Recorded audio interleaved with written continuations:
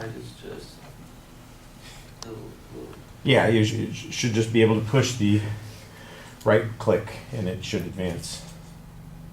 the one on the back On the No, top. on the top, yeah, Yeah, no. to the right. to the right. Okay. There's a button that says right I'm or, gonna well, I have a few videos to click on, so. oh yeah, you have to step back for those. Okay. Good morning.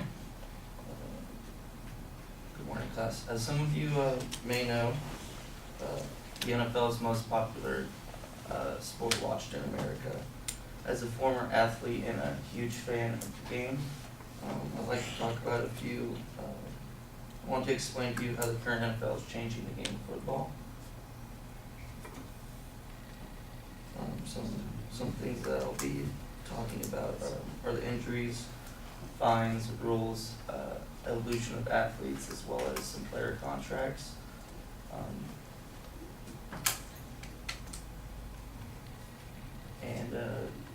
First thing I'd like to talk about is injuries. NFL is always going to be a violent and physical game. Broken bones and pulled muscles happen on a daily basis. That's just a part of the game every day. On another note, concussions are something the NFL is trying to get rid of. Helmet-to-helmet hits since the 2012 season have been banned from the NFL. This is huge to defensive players because now they feel like they can't showcase their talents as good.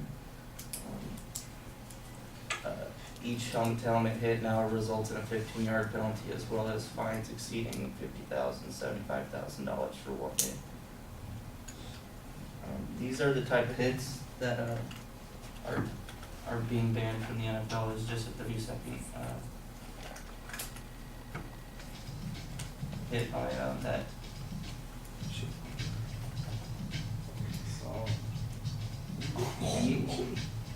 I remember that. And these are like, and the player that hit him was fined $50,000 for that hit.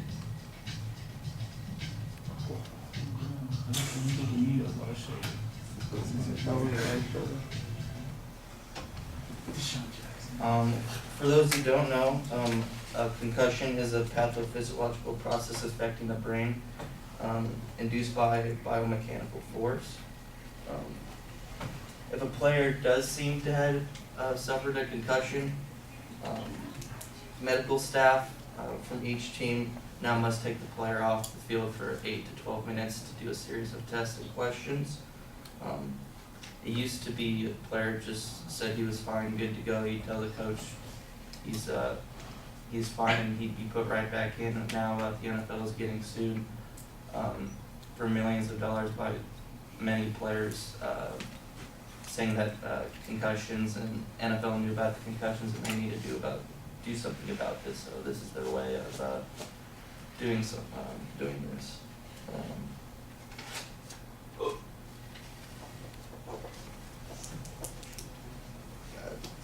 As I was saying earlier,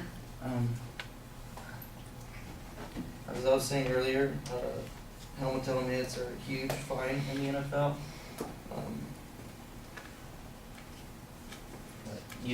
A few years ago, you were considered one of the best at your positions if you can make these type of plays, and now, like I said, players are getting fined every year for just one hit on a player.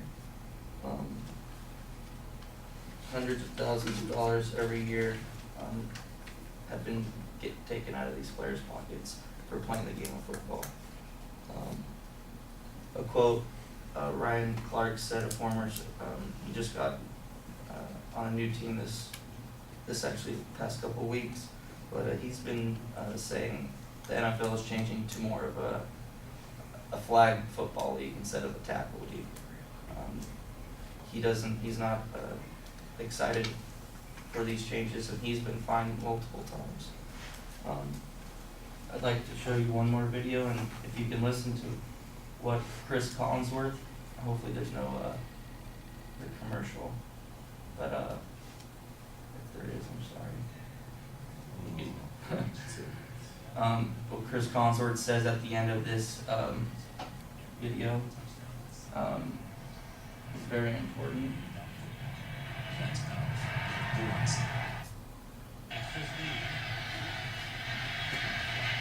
Listen to what he has to say. And that ball is dislodged, flag is thrown. Ryan Clark whacking the receiver, Ed Dixon, as the flag comes in. Coleman with the explanation. Personal foul, Vanessa Rufus hit him, defensive receiver number 25. Defense, 15-yard He was fined over $50,000 for that. Any other era, this is called a great football play. In this era, you may call it the helmet contact. Let's see. There it is. It is a He's saying flag. this era that you get fined in any other era, it's a great football play, I'm not which sure they is care. one of the reasons why the NFL is changing. It's becoming more soft, as more players would like to say. Oops. And that's something that I feel like has changed for the worse. A few other changes of the game I would like to point out. The athletes coming out of college are becoming a lot faster, stronger. They are put through many, most of them are, have training camps, passing leagues, passing academies. They used to not have this coming in, going to the combine. The players are more ready. Rookies are starting now in their first year. Used to take them 3, 4, sometimes 5 years to even get accustomed. And now players are getting adapted much more faster. Reebok actually, not Reebok. Nike has signed a contract with the NFL 2 years ago to take over what the players' uniforms and all look like. All 32 teams. Within the next 10 years, they plan on redoing all new looks and designs for each team. Player contracts are also on the rise. Super Bowl winning quarterback in 2000, Kurt Warner, was getting paid $6.7 million per year, and the year after, Trent Dilfer for Baltimore was getting paid about $5.9 million per year as he won the Super Bowl. And now Joe Flacco, in 2012, about 10 years later, he's getting paid over double that, $20.1 million a year. And Drew Brees is now getting paid $20 million a year. And Jay Cutler just broke both of those with the $22 million per year salary.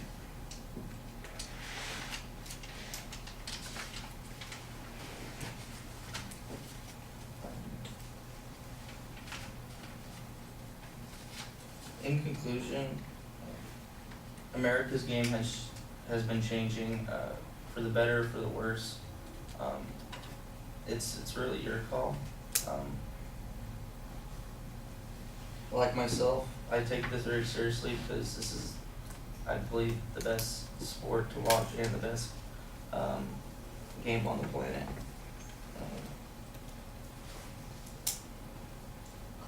Football is always going to be my favorite sport, and let's just hope that the NFL doesn't ruin the game.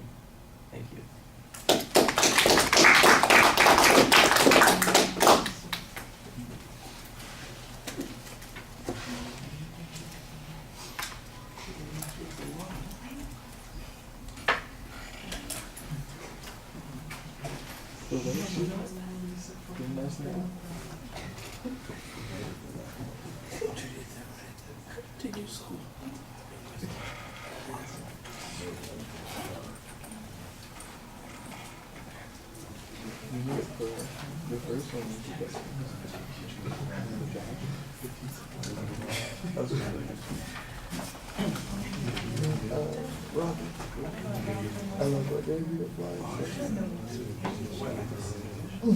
I can do it.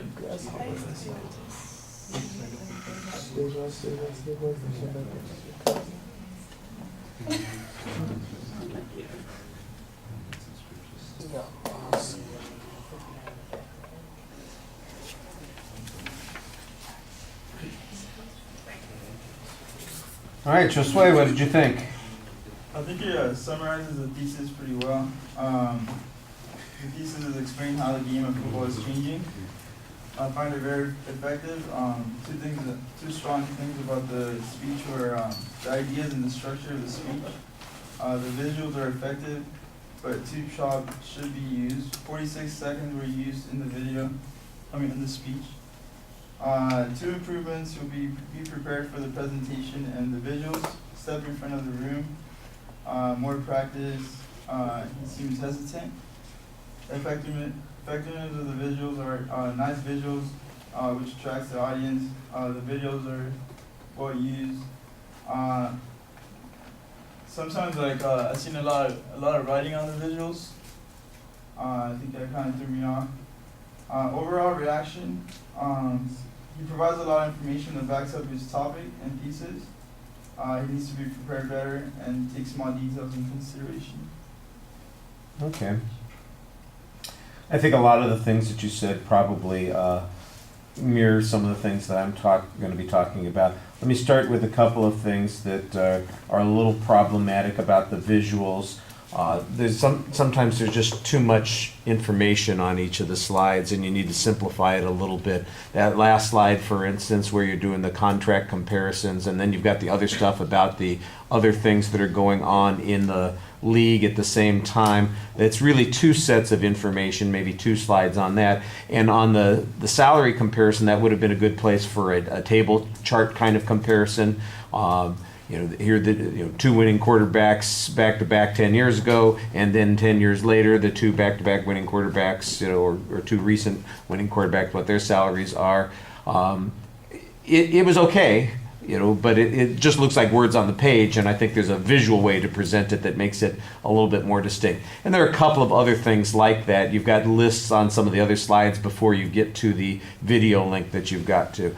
It's tough when you have the video clip and it's embedded into a site that's got the ads built into it. It's sort of hard to get through that. I'm not exactly sure what the best way to handle those sorts of things are. This is all this stuff I tried to find several on YouTube. Yeah, someone filming it with their phone or something. Yeah, the only thing I could think of would be maybe if you ran that during your prep time and then paused it once the ad was done and then went back to it. But even then, sometimes they don't start the way they're supposed to. Technology, it's always evolving. There's always something new, and there's always some way that people want to stick an ad in there. So 15 years ago, I never had to worry about watching an ad in the middle of a speech because people didn't use clips like this. And now, of course, it comes up all the time, and I'm thinking, well, you've got a captive audience here. How come the NFL isn't giving me a check? I should be getting some money from Nike somewhere. There's something just not right about that. I think you've got a lot of information in the speech that's pretty good. I do think you need to cite it a little bit more consistently. The stuff about the fines, about the changes in the rules, that shouldn't be hard to cite. I'm sure most of it you got right off of the NFL.com site, or maybe you had some sports site that you went to that you got that detailed information from. It's not that, I know you didn't invent all of this stuff, so just be consistent about citing the information during the presentation. I think you need a stronger attention device at the beginning of the speech. It really feels like you just kind of start, hi, I'm going to talk about this today, and then you kind of toss in this visual reference at the beginning. And the visual, I think, you could have started with the visual and say, I think this is the most exciting, dramatic, interesting sport in the world. But you know what? It's changing. And that would be a lot more effective. But you're going to have to deliver it a little bit more effectively, too. We're not emphasizing the delivery thing. I think I've said that 5 times today, and everybody's going to say, yeah, then why does he keep talking about it? Because that's often one of the places that people, when they watch back, they're going to want to make some improvements. And when you watch back, I think you'll see you needed to be a little bit more polished, a little more practiced. You seem very hesitant, and you got even further back in the corner than Eric did earlier. It's like, if I could withdraw and not be part of this today, I would do so. This is as close as you can get to not being in the room while giving your presentation. So you're going to have to be more front and center next time, okay? Because we can't have you withdraw from the presentation. I think the video clips that you showed were fine. They illustrated the points that you're talking about. To me, I would say there's stuff that you stick in the speech in the last couple of minutes that fills it out.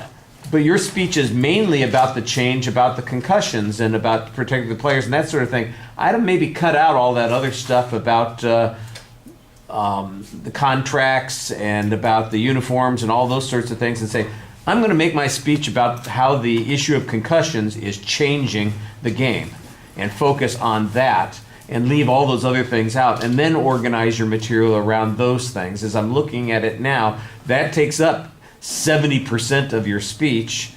You might have well just expanded that and turned that into the focus of the speech. I think it would be a lot more coherent then. All right, thank you for your patience.